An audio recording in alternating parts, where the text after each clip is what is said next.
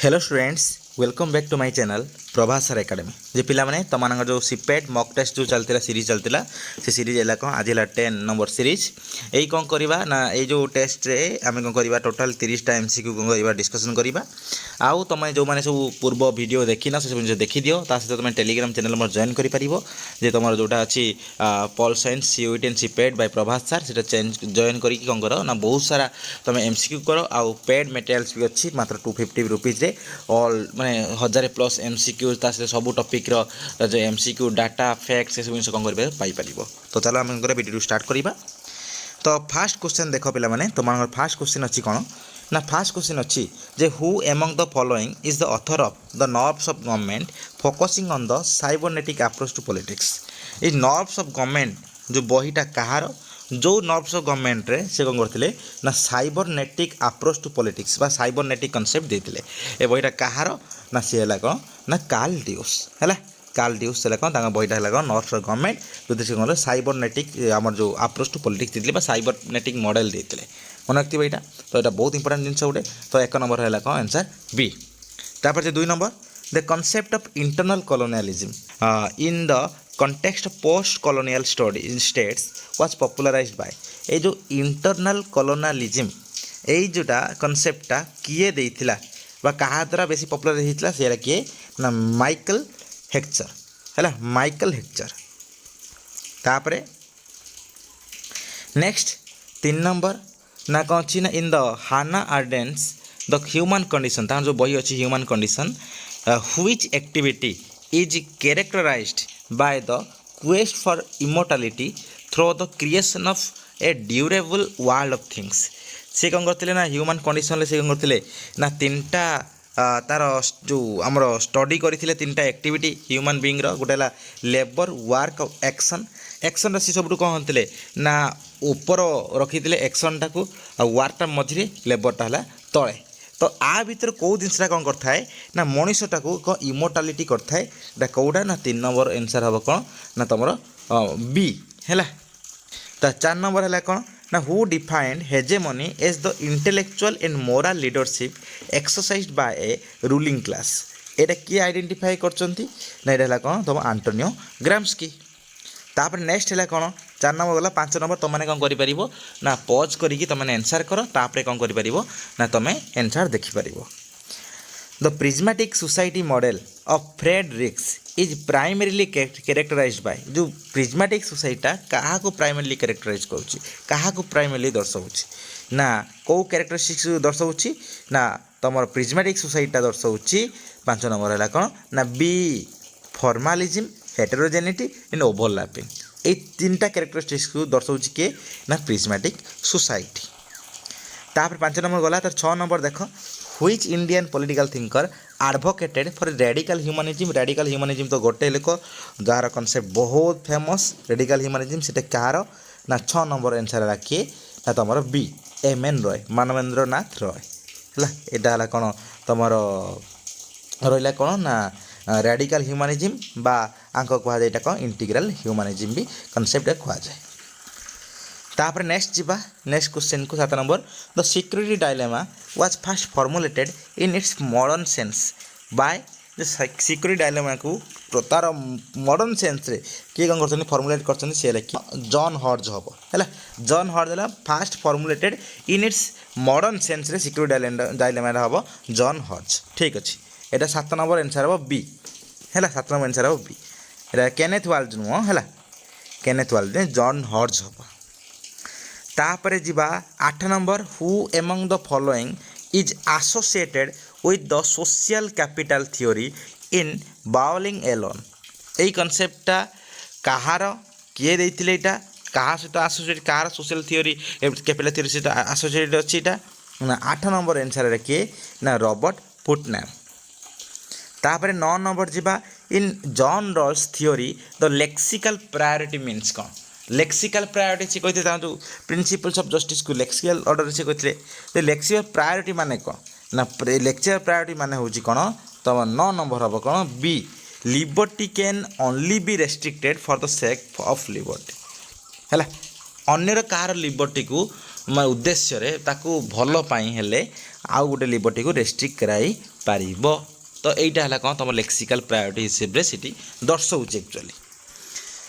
ତାପରେ ହେଲା କ'ଣ 10 number the new public management NPM movement is often described as NPMଟାକୁ କ'ଣ କହୁଛେ ନା ତୁମର ନ୍ୟୁ ରିଇନଭେଣ୍ଟିଂ ଗଭର୍ଣ୍ଣମେଣ୍ଟ। 10 ନମ୍ବର ହେଲା କ'ଣ ନା ବି ରିଇନଭେଣ୍ଟିଂ ଗଭର୍ଣ୍ଣମେଣ୍ଟଟାକୁ କୁହାଯାଏ କ'ଣ NPMଟା ଏଇ ମୁଭମେଣ୍ଟ ସହିତ ଆସୋସିଏଟେଡ଼ ଅଛି ବା ଏଇ କନସେପ୍ଟ ସହିତ ଆସୋସିଏଟେଡ଼ ବେଶୀ। ତାପରେ 11 ନମ୍ବରଟା ହେଲା କ'ଣ ନା sovereignty is the supreme will of the state the statement aligns with ତ ସର୍ବୋଚ୍ଚ ଯେଉଁ ତା ଚିନ୍ତାଧାରା ବା ତାର ପରିପ୍ରକାଶ ତାର ମତ ବ୍ୟକ୍ତଟା ହେଉଛି କିଏ ନା ସୋଭରେନିଟି। ଏଇଟା କେଉଁ ଥିଓରି ଏଇଟା କ'ଣ କରୁଛି ନା କନସେପ୍ଟ ଦେଉଛି ଏଇଟା ହେଲା ମୋନିଷ୍ଟିକ୍ ଥିଓରି। ତ 11 ନମ୍ବର ହେଲା କ'ଣ ବି। ତାପରେ 12 number the clash of civilization thesis suggest that future conflicts will be କାହା ଭିତରେ ନା କାହା ଭିତରେ ହେବ କଲଚରାଲ ବେସିସ୍ରେ ହେବ ହେଲା। ଯେଉଁ ସିଭିଲାଇଜେସନ୍ ବେସିସ୍ରେ କ'ଣ ହେବ ନା ତୁମର ଫ୍ୟୁଚର କନଫ୍ଲିକ୍ଟ ହେବ। ଫ୍ୟୁଚର କନଫ୍ଲିକ୍ଟଟା ମାନେ କଲଚର ବେସିସ୍ରେ ଧର ଇଣ୍ଡିଆନ୍ କଲଚର ସହିତ ଆଉ କେଉଁ କଲଚର ଏଇଭଳିଆ ଟାଇପ୍ର ବୁଝଛ କଥା କ'ଣ। ସେଠି ଆଉ କିଛି କେଉଁ ବେସିସ୍ରେ ଯୁଦ୍ଧ ହେବନି ବରଂ ହେବ କ'ଣ ସିଭିଲାଇଜେସନ୍ ଭିତରେ ଯେଉଁ ସିଭିଲାଇଜେସନ୍ ଭିତରେ କ'ଣ ଯୁଦ୍ଧଟା ହେବ ନା on the basis of culture ହେଲା। 12 ନମ୍ବର ଆନ୍ସର୍ ହେଲା କିଏ ନା C. 13 number who wrote the subjection of women ବହିଟା କିଏ ଲେଖିଛି ନା JS ମିଲ୍। 13 ନମ୍ବର ବି। ତାର 14 ନମ୍ବର ଯିବା ଦ ଇଣ୍ଡସ୍ ୱାଟର ଟ୍ରିଟି 1960ରେ divides the rivers such that India has unrestricted use of. ଆ ଭିତରୁ ସେ ଗୋଟେ ଥିଲା କ'ଣ ନା ଦୁଇରେ ଡିଭାଇଡ଼ କରାଯାଇଥିଲା କିଛିର ଇଏଟାକୁ କ'ଣ କରିବ ନା ଇଣ୍ଡିଆ ୟୁଜ୍ କରିବ ଆଉ କିଛି ପାକିସ୍ତାନ ୟୁଜ୍ କରିବ। ତ ଇଣ୍ଡିଆ ସାଇଡ଼୍ରେ କେଉଁଟା ଥିଲା ନା 14 ନମ୍ବର ହେଲା ବି। ଇଣ୍ଡିଆ ସାଇଡ଼୍ରେ ସତଲେଜ ବ୍ୟାସ ଆଉ ରବି ଏଇ ଯେଉଁ ତିନିଟା ହେଲା କ'ଣ ନଦୀ ହେଲା କ'ଣ ପାଣି ଇଣ୍ଡିଆ ୟୁଜ୍ କରିବ ଆଉ ଯେଉଁ ରହିଲା କ'ଣ ନା ଆମର ଯେଉଁ ଝେଲମ ଚେନାବ ଆଉ କ'ଣ ହେଲା ତୁମର ଯେଉଁ ରହିଲା ଯେଉଁ ଇଣ୍ଡସ୍ ଏଟା ହେଲା କ'ଣ ତୁମ ପାକିସ୍ତାନ ଏଇଟା କ'ଣ କରିବ ନା ତୁମର ୟୁଜ୍ କରିବ। ତାପରେ ହେଲା କ'ଣ ନା 15 number power is now here and everywhere. ଏଇଟା କଥା କିଏ କହୁଛି ନା ମାଇକେଲ ଫୋକୋ। जिसे कौन power is everywhere you can find power in anywhere जेकोन समय पावर को पाइब पावर कनसेप्ट सबुआड़े चल प्रचलित हो सी कहला ना power is just like capillaries in the blood बुझ कथा कौन। तो यहाँ कौन कनसेप्ट ना तुम जो ये है कौन ना माइकेल फोकर है। पावर रेडिकल भ्यूटा कहार ना स्टीवेन लुकास। 15 गला। 16 number Which schedule of the Indian Constitution contains the anti-defection law? कौ शेड्यूल एंटी डिफेक्शन लॉ कथा कहूँ ना तुम 16 नंबर आंसर है कौन ना सी 10th शेड्यूल। तापर 17 number the dependency theory argues that the periphery is under developed because कौन पाई कि ना because the exploration by the core. Etah 17 number है कौन ना बी जेहेतु कोर और पेरिफेरी कोरटा कौन होची ना कोरटा और पेरिफेरीटा या कोर वाला कौन कर पेरिफेरी कौन कर से माने तुम एक्सप्लोएट कर हेवी। तो यहाँ तुम कहला कौन ना डिपेंडेंसी थ्योरी कहूँ जाओ पेरिफेरीटा अंडर डेवलप्ड कोरटा है कौन डेवलप्ड। तापर who coined the term comparative politics टर्मटा किए कॉइन करछि ना 18 नंबर है किए ना ए तुम अरिस्टोटल से फादर ऑफ तुम कंपैरेटिव पॉलिटिक्स। तापर है कौन in Kautilya Saptanga theory the term Amatya refers to अमात्यटा क्या रेफर करुच्ची ना अमात्य माने मिनिस्टर बा काउंसिल को दर्शाऊँगी कहार ना राजांकर जो मंत्रिमंडल कहुए कौन अमात्य। तापर है 19 नंबर गला सी तार 20 number the Copenhagen school focuses on securitization which means Copenhagen स्कूलटा कौन करे सिक्योरिटाइजेशन बेसी सिक्योरिटी पर्पज रे बेसी से फोकस करे। तो सिक्योरिटाइजेशन मान तार मानेटा कौन ना 20 नंबर आंसर हो कौन बी जे moving an issue into the emergency realm through speech acts है। तो आर मानेटा है सीटा। तापर 20 नंबर गला तार 21 नंबर है कौन ना 21 नंबर है who wrote the idea of justice बहीटा किए लिखी ना 21 नंबर है किए ना अमर्त्य सेन 21 नंबर बी।